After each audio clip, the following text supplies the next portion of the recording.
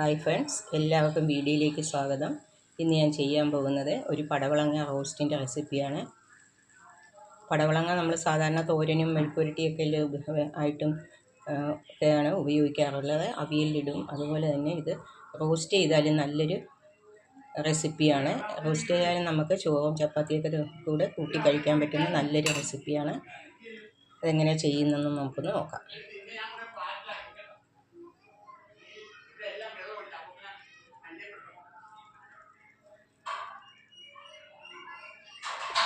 പടവളങ്ങ റോസ്റ്റിനായിട്ട് ഞാനിവിടെ 2 ഇടത്തരം പടവളങ്ങ എടുത്ത് വെച്ചിട്ടുണ്ട്.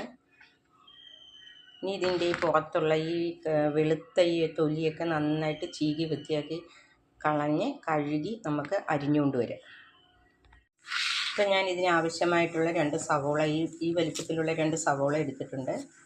ഇതിലേക്ക് ഒരു 5 അല്ലി വെളുത്തുള്ളി എടുത്തിട്ടുണ്ട്. അത് 3 പച്ചമുളക് എടുത്തിട്ടുണ്ട്. ഇതെല്ലാം കഴുകി വൃത്തിയാക്കി ഇനി നമുക്ക് അരിഞ്ഞുകൊണ്ട് വരാം.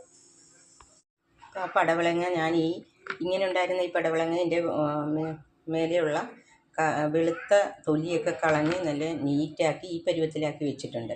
ഇങ്ങനെയാണ് നമ്മൾ വൃത്തിയാക്കി എടുക്കാനായിട്ട്. ഈ പടവളങ്ങ നല്ലതായിട്ട് കഴുകി വൃത്തിയാക്കി 2ആയിട്ട് പിളർന്നെടുത്തിരിക്കുകയാണ്.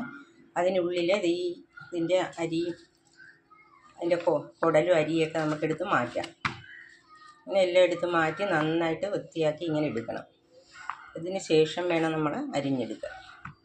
അതെല്ലാം എടുത്ത് മാറ്റിയിട്ടുണ്ട്. ഇനി നമുക്കിത് അരിഞ്ഞെടുക്കാം.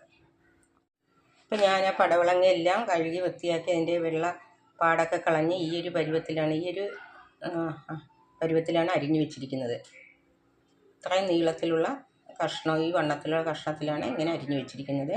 ആ സവോളയെല്ലാം ഇങ്ങനെ വൃത്തിയായി അരിഞ്ഞിട്ടുണ്ട്. പിന്നെ ഇവിടെ ഞാനൊരു 2 തക്കാളി എടുത്തിട്ടുണ്ട്. അതും അതിൻ്റെ തൊലിയൊക്കെ കളഞ്ഞിട്ടാണ് അരിഞ്ഞെടുത്തിരിക്കുന്നത്. തൊലിയൊക്കെ കളഞ്ഞ് വൃത്തിയാക്കി വൃത്തിയാക്കി അരിഞ്ഞെടുത്തിട്ടുണ്ട്. പിന്നെ 2 പച്ചമുളക് അരിഞ്ഞ് വെച്ചിട്ടുണ്ട്. 3-4 വെളുത്തുള്ളി എടുത്ത് വെച്ചിട്ടുണ്ട്. ഇനി എങ്ങനെയാണ് നമുക്ക് ചെയ്യുന്നതെന്ന് നോക്കാം. അപ്പോൾ ഈ പടവളങ്ങയിലേക്ക് നമുക്ക് ആവശ്യത്തിന് ഉപ്പ് ചേർത്ത് കൊടുക്കാം. ഒരു 1/4 ടീസ്പൂൺ മഞ്ഞൾപ്പൊടി ചേർത്ത് കൊടുക്കാം. ഒരു 1/2 ടീസ്പൂൺ മുളക് പൊടിയും കൂടെ ചേർത്ത് കൊടുക്കാം. ഇതിലേക്ക് നമുക്കൊരു 1/2 ടീസ്പൂൺ വെളിച്ചെണ്ണയും കൂടെ ചേർത്ത് എല്ലാം കൂടെ നന്നായിട്ടൊന്ന് മിക്സ് ചെയ്ത് വെക്കാം.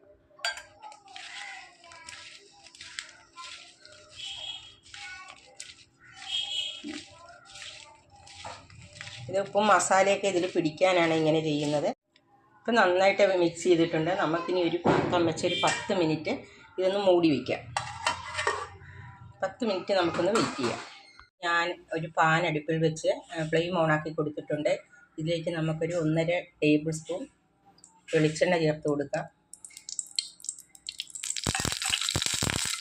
ഇപ്പോൾ വെളിച്ചെണ്ണയൊക്കെ നന്നായി ചൂടായി വരാൻ തുടങ്ങിയിട്ടുണ്ട്. ആ സമയത്തേക്ക് എടുത്ത് വെച്ചിരിക്കുന്ന 5 അല്ലി വെളുത്തുള്ളി ചേർത്ത് കൊടുക്കാം.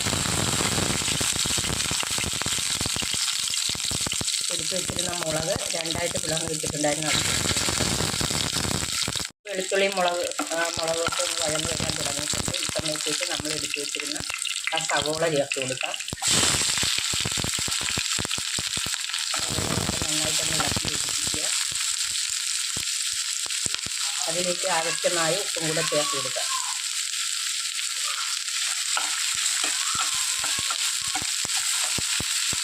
ഇതൊന്ന് നന്നായിട്ട് വഴന്ന് വരുന്നവരെ നമുക്ക് വെയിറ്റ് ചെയ്യുക. ഈ സവോളയൊക്കെ നന്നായിട്ടൊന്ന് വഴന്ന് വരട്ടെ. മീഡിയം ടു ലോ ഫ്ലെയിമിൽ വേണം ഫ്ലെയിം വയ്ക്കാൻ. നമുക്കിതൊന്ന് മൂടി വയ്ക്കാം. അപ്പോൾ നമുക്കൊന്ന് തുറന്ന് നോക്കാം. ഇപ്പോൾ ഈ തക്കാളിയും സവോളയൊക്കെ നന്നായിട്ട് വഴന്ന് വരാൻ തുടങ്ങിയിട്ടുണ്ട്. ഈ സമയത്തേക്ക് നമുക്കൊരു 1/4 ടീസ്പൂൺ മസാലപ്പൊടി, ഗരം മസാലപ്പൊടി ചേർത്ത് കൊടുക്കാം. ഒരു 1/2 ടീസ്പൂൺ മല്ലിപ്പൊടി ചേർത്ത് കൊടുക്കാം. ഒരു 1/2 ടീസ്പൂൺ മുളക് പൊടിയും കൂടെ ചേർത്ത് കൊടുക്കുക. ഇവിടെ കാശ്മീരി മുളക് പൊടിയാണ് ചേർക്കുന്നത്. എല്ലാം കൂടെ നന്നായിട്ട് യോജിപ്പിച്ച് അതിൻ്റെ പച്ചമണമൊക്കെ പോകുന്നത് വരെ നന്നായിട്ടൊന്ന് ഇളക്കി യോജിപ്പിക്കുക. മസാലയൊക്കെ നന്നായിട്ടിപ്പോൾ പച്ചമണമൊക്കെ പോയി നന്നായിട്ട് മൂത്ത് വന്നിട്ടുണ്ട്. ഈ സമയത്തേക്ക് നമ്മൾ എടുത്ത് വെച്ചിരുന്ന ഈ മസാല പുരട്ടി വെച്ചിരുന്ന പടവളങ്ങയും കൂടെ ചേർത്ത് കൊടുക്കാം. പടവളങ്ങയും കൂടെ ചേർത്ത് നന്നായിട്ട് ഇളക്കി യോജിപ്പിക്കുക.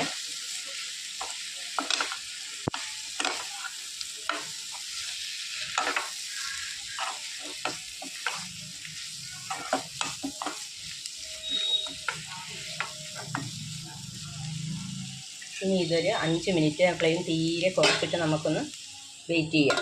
ഒന്ന് വെന്ത് വരട്ടെ. ഇപ്പം നമുക്കൊന്ന് തുറന്ന് നോക്കാം.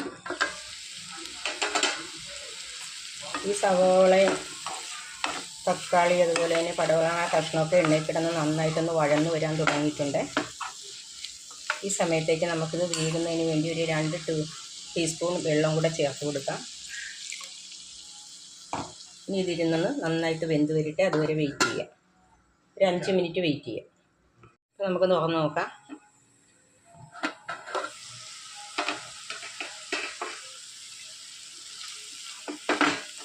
ഇപ്പോൾ പടവലങ്ങയും തക്കാളിയും സവോളയും എല്ലാം നന്നായിട്ട് വെന്ത് യോജിച്ച് വന്നിട്ടുണ്ട്.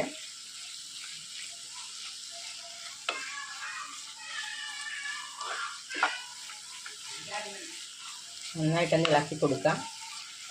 പടവലങ്ങ നന്നായിട്ട് വെന്ത് വരണം. നമ്മൾ അഥവാ ഇനി വെള്ളം പോരാ, ഒഴിച്ച വെള്ളം പോരെന്നുണ്ടെങ്കിൽ 2 സ്പൂൺ വെള്ളം കൂടെ ചേർത്ത് ഒന്നുകൂടെ മൂടി വെച്ച് ഒരു 2 മിനിറ്റ് വെക്കുമ്പോൾ വീണ്ടും നന്നായിട്ട് വെന്ത് കിട്ടും.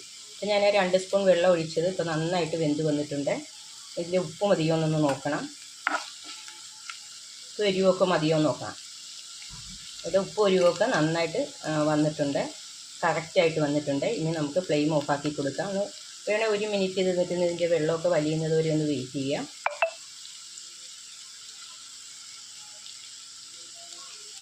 ഇപ്പോൾ 1 മിനിറ്റ് ആയിട്ടുണ്ട്. നമുക്ക് വീണ്ടും ഒന്ന് ഇളക്കി യോജിപ്പിക്കാം.